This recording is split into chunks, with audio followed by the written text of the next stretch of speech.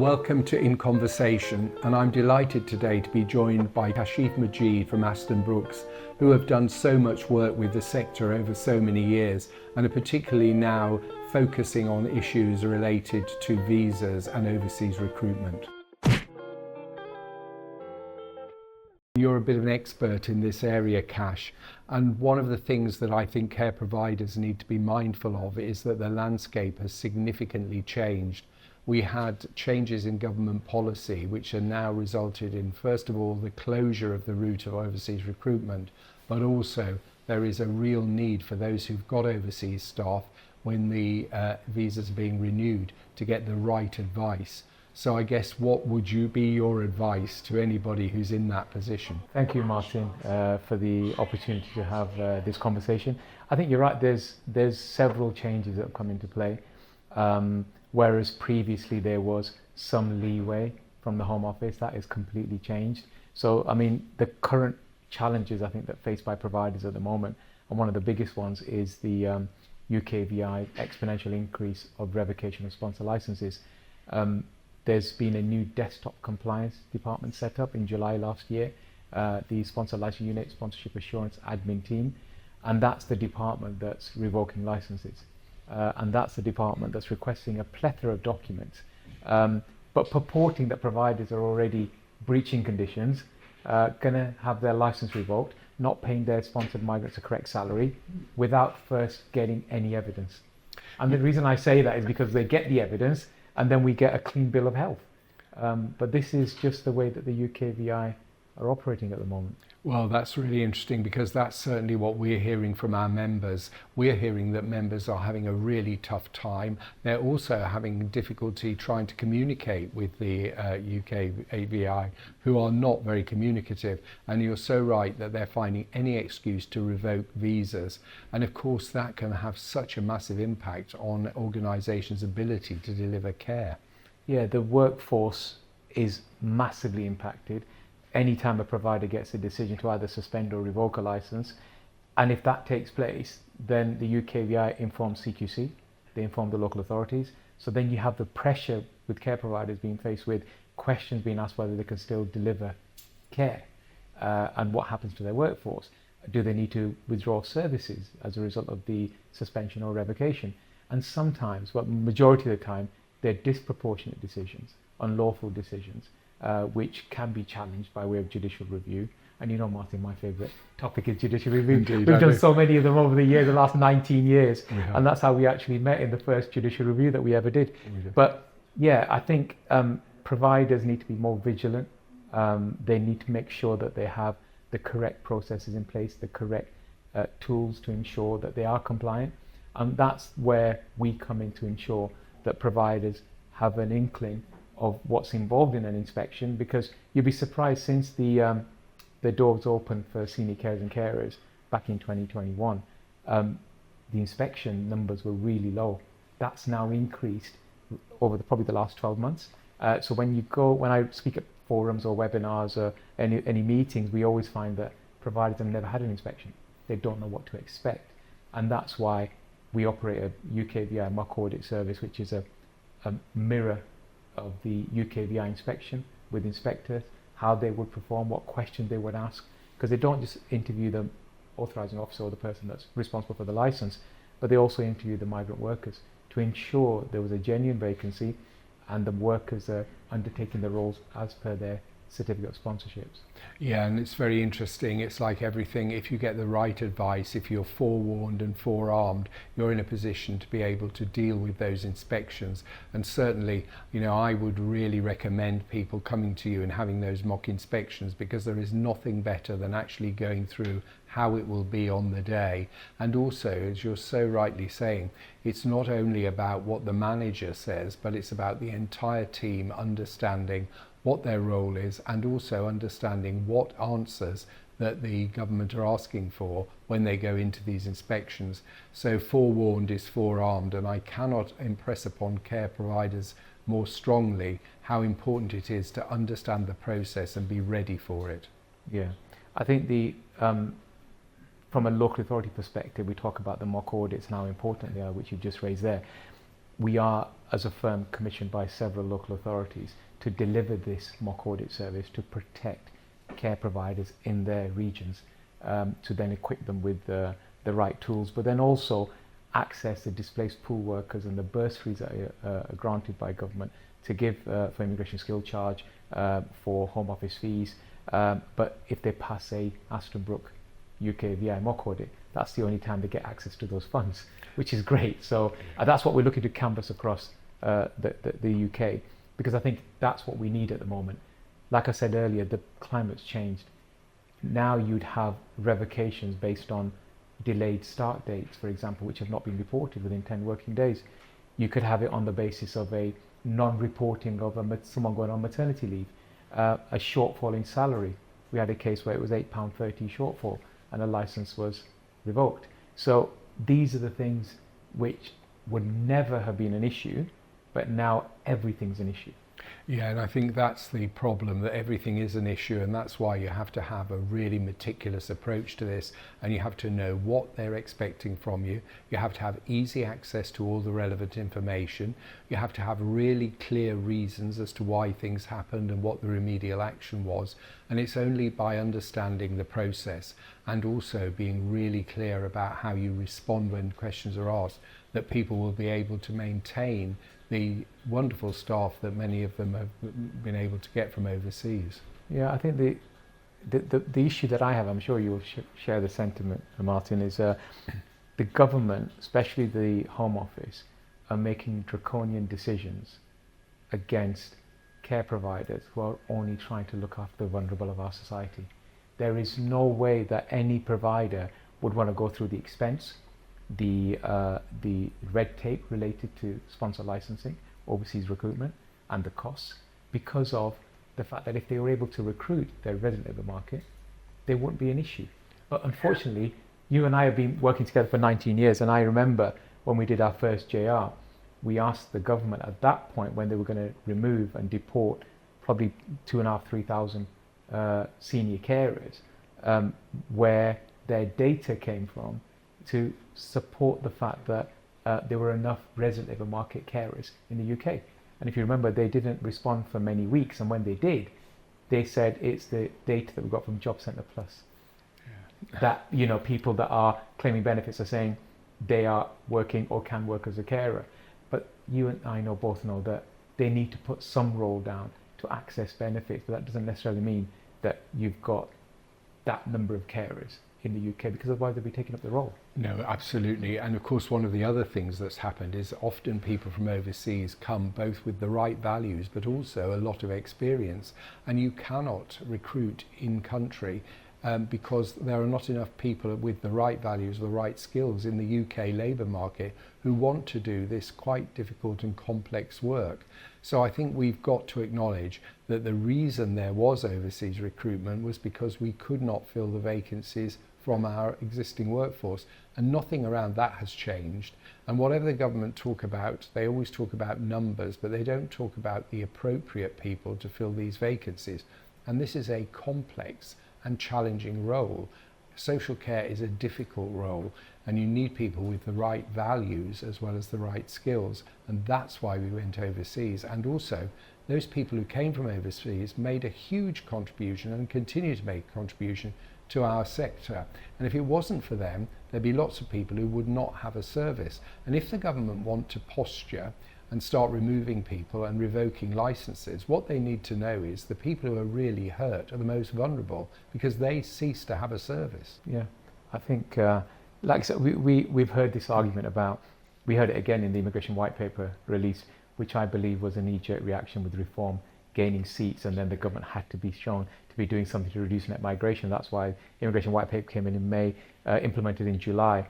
And then, like you said earlier, they've done a complete ban on overseas recruitment of senior carers and carers. And those are the roles that are on the shortage occupation list or the temporary immigration list now, because we can't recruit those roles.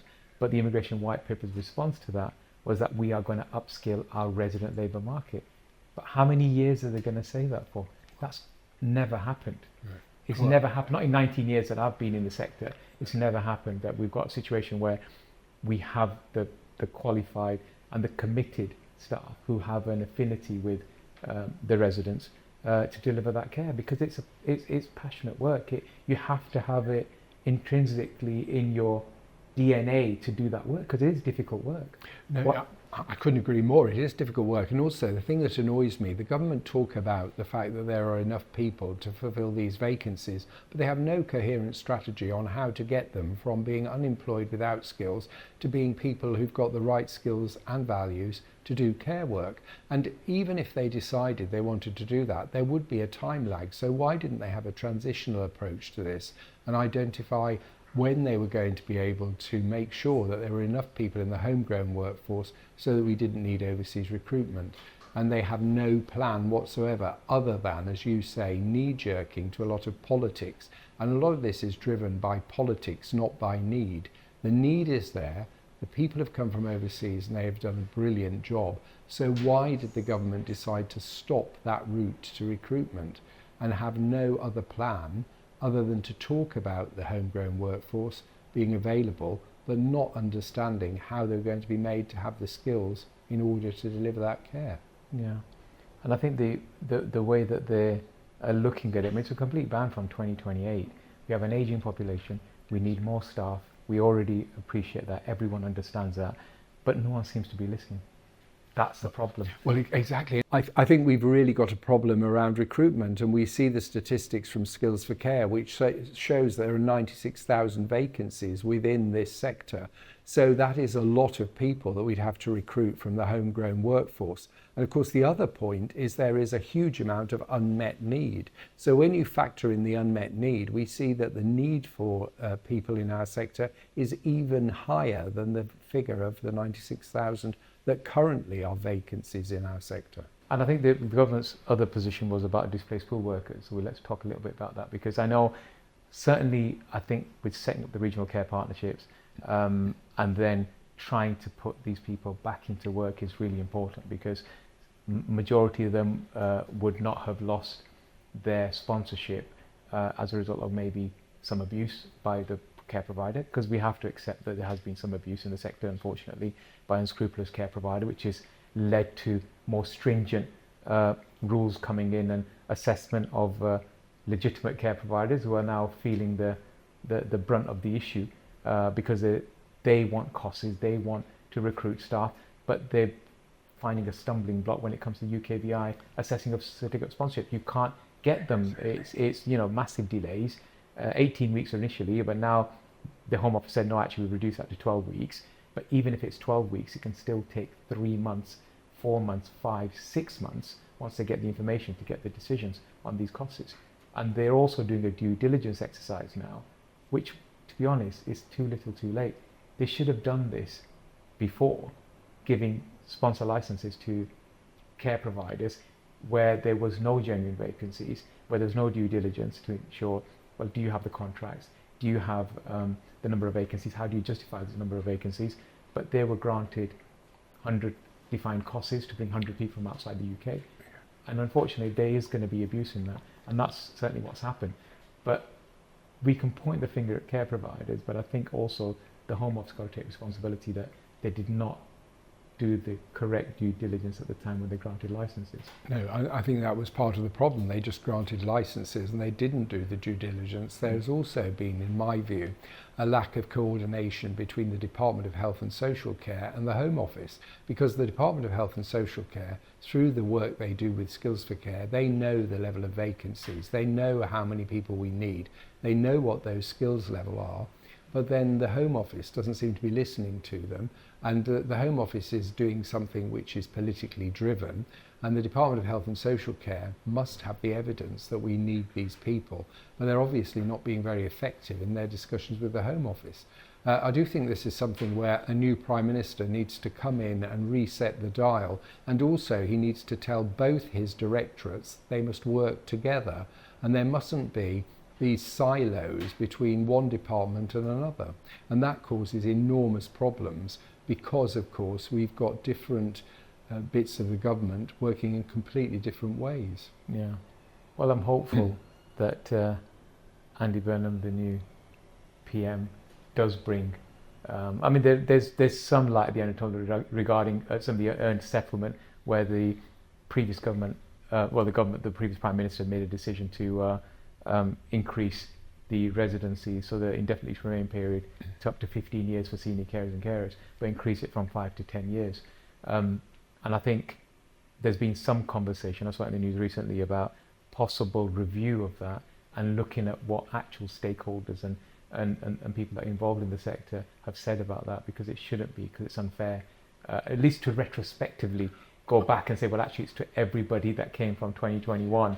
It should be from whenever the new rules kick in, like it always has been, but not retrospective to go back to people that have already granted visas prior to that date. Yeah, I couldn't agree more. I think it's been outrageous, this retrospective applying new policies. And of course, people arrived with a particular set of thoughts about how they were going to plan their lives. And then suddenly they were told they had another 5 years before they could get citizenship. So I do think that the government need to review that. And if it's going to be the new policy, it can only be the policy for people who come in now, not retrospectively applied. That's going to be a big challenge, but again, that's something the Prime Minister needs to take up. Yeah. I think a lot of providers are very concerned about how they're going to remain compliant. So what would be your advice on that, Kash? So they ensure that through their HR processes, there are 5 areas of compliance. So when a UKVI inspection takes place, they are looking at 5 areas. So the first area, they're looking at maintaining migrant contact details. The second area is monitoring immigration status, preventing illegal employment. Number 3 is recruitment practices. Number 4 is your monitoring of attendance, absence, sickness and annual leave. And then you've got your general sponsor duties. And I think in those 5 areas, what providers should have in play is robust systems and written policies which ensure that they are fully compliant with sponsor guidance. Because like any website, the Home Office website is very difficult to navigate. And if you're trying to find anything on the website, it's going to be difficult. So you need to make sure you have clear, concise, the tools in order to make sure that you are fully compliant. And that will include things like on monitoring immigration, say preventing illegal employment, you would have a system or a platform that would monitor those expiry dates of those people that are on visas. So anyone that's sponsored, but also those that are not sponsored but subject to immigration control. Because when the inspectors come in, they're not just looking at sponsorship migrants, they're also looking at, and they always do in every inspection, is well, could we have a look at a couple of British files, a couple of EU nationals and a couple of students and graduates. And people get put off because they're not prepared. So they don't know that actually it's not just their sponsored staff, they're going to be looking at other staff as well. So to monitor those visa expiry dates, you have to have something that flags that up 3 months, 2 months, like a traffic light system. And some providers have a simple Excel spreadsheet, which is fine, but it has to be linked to something that triggers those dates, not necessarily, well, I have a HR person that looks like she every day. But yeah, but the visa don't expire for another 2.5 years. So them looking at every day is not going to achieve any purpose. So that's where providers, from what I've certainly seen, fail because they don't have a proper system to monitor the expiry dates. And then maintaining migrant contact, this seems really obvious and simple, but actually they have so many problems with providers ensuring that they are keeping the personal details up to date, change of addresses, historic addresses cannot be destroyed under the sponsorship rules, you must keep them, and that's on the condition that if ever an inspector or the Home Office are looking for a specific migrant, they know where to go to, not just their current address, but any previous addresses as well. And then your recruitment practices, your interview process, how you assess suitability, looking at their qualifications, references, application forms, interview notes, all that evidence as well as adverts for your resident labour market test. And then your sort of how you monitor attendance, absence, sickness and annual leave. You must show and demonstrate there's a record there. And as a firm, we have a platform, our Sierra platform, which complies with all of those responsibilities. It also has been vetted, and we actually developed it. I don't know whether you remember this, Martin, but you remember the work permit sector panel meeting that used to take place every 3 months in Sheffield? Yeah. So it was Sheila Scott, yourself, I would go, and it would be Frank. Frank Ursel would go. And it was at that meeting in 2008 that the point-based system was going to be implemented on the 27th of November of that year. And then we had a meeting, and there were going to canvass this self-policing sponsorship process. And we asked the question how you'd educate providers and how to be compliant. And they said they're going to run an advertising campaign. I don't know whether you remember, it was an athlete running over a hurdle and he fell over the last hurdle, and then it just said you've got to be compliant. And Ray, who's the other director, we both left the meeting and we thought, well, actually, we're going to have to develop a platform, something that streamlines the process. So we've developed that back in 2008 and it's been evolving ever since. And that's the one that complies with all the areas. It's been vetted by the Home Office inspectors who have seen the system, and it complies. So it sort of makes life a lot easier for providers. I certainly know that your platform is extremely robust and it has been developed over a number of years, and I would suggest that all care providers who are in this position do find themselves the way to that platform, because that platform takes all the risk out of every single aspect of this and makes sure that you're compliant. I think the one thing I would advise all providers to do is get the right advice, and Kash, you and Aston Brooks are real experts in the area. Not only have you got a long track record, but you've also got things like your platform, so it is very systematic, your approach. There are a series of seminars which Aston Brooks are running, which is going to make everybody really on top of this issue and identify what they need to do. So I really recommend everybody going to the seminars. Yes, Martin, we've got a series of webinars that we'll be doing in collaboration with Care England. So we have the UKVI mock audit seminar webinar that we're doing. We then have the suspension and revocation and the next steps. And then we also have salary compliance. And all of these are key subjects which we need to make sure that every provider is aware of, and the responsibility that they have to ensure that they don't fall foul and have a license revocation. That's the whole premise, to ensure that we protect care providers. That's been really informative, Kash, and I would certainly say make sure that you get advice if you have issues, and I think that Aston Brooks is a good place to get that advice, and I really appreciate your time today. Thank you, Martin. Thank you for the opportunity. I really appreciate your time as well, and discussing this important subject on today's session. And I look forward to speaking to you again in the future.